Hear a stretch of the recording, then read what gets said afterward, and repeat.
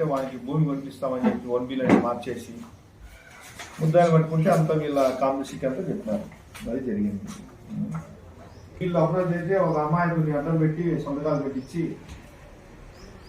మన నీ పేరు మీద ఉంటారు భూమి నీకు తెలియకుండా నాగమల్లారెడ్డి పేరు ఎక్కించేసినారు. వీళ్ళు నాగమల్లారెడ్డి పెట్టుకుంటే వీళ్ళు వస్తారని చెప్పి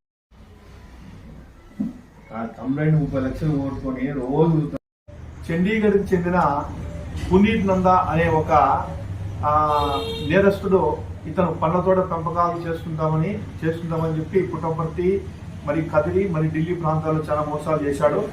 ఆ విధంగా గోపాల్ శర్మ అనే జోషి అనే బెంగళూరు చెందిన వ్యక్తితో కన్సల్ట్ అయ్యి నీకు ల్యాండ్ అమ్ముతాము, అదేవిధంగా పండ్ల తోట పెంపకాలు నెలకు సంబంధించిన ఆదాయం చూపిస్తామని చెప్పి మన కదిరిలో కూడా ప్రయత్నాలు చేశాడు. ఇందులో భాగంగా తనకల్లు మండలం కొక్కంటి గ్రామానికి చెందిన శ్రీనివాస నాయుడు, అదేవిధంగా నాగమల్లారెడ్డి మరియు నీలకంఠారెడ్డిని అప్రోచ్ అవుతాడు.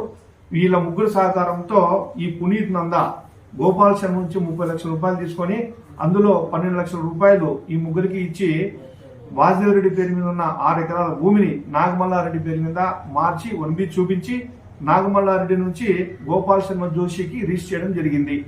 తర్వాత ఈ మోసాన్ని తెలుసుకున్న గోపాల్ శర్మ జోషి ఇచ్చిన ఫిర్యాదు మేరకు crime number 146 of 23 under section 420, 467, 468, 471 234 గా కేసు నమోదు చేయడం జరిగింది. 2023లో దర్యాప్తులో ఈ కొక్కంటి శ్రీనివాస నాయుడు, నీలకంఠారెడ్డి మరియు ఈ నాగమల్లారెడ్డి అనే వ్యక్తుల పేర్లు రావడం జరిగింది. అందుకు నిన్నటి దినం వీళ్ళని తనకొల్ల ఎస్ఐ గారు వారి సిబ్బంది అరెస్ట్ చేసి రిమాండ్ పంపడం జరిగింది.